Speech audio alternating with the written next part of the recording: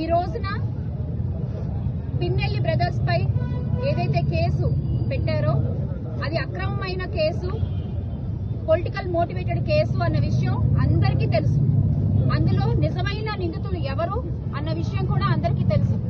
బహిరంగంగా social media వేదికగా అలాగే మీడియా, ప్రింట్ మీడియాలో కూడా అసలైన కారకులు ఎవరు, దీనికి కొట్టుకున్నది ఎవరు, ప్రాణాలు కోల్పోయింది ఎవరు అనేది చాలా క్లియర్ గా రాసిన సంగతి కూడా మనందరం చూసాం.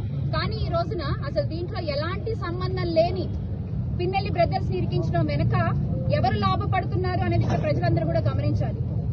కూటమికి కంటి మీద కునుకు లేకుండా చేస్తున్నటువంటి పిన్నెల్లి బ్రదర్స్ పై వాళ్ళని ఎలా అయినా సరే ఆ పల్నాడు ప్రాంతం నుంచి దూరం చేయాలి అన్న ఒకే ఒక కారణంతో స్వలాభం కోసం, స్వరాజకీయ ప్రయోజనాల కోసం మాత్రమే ఈ రోజున వారిపై అక్రమంగా కేసులు పెట్టడం జరిగింది.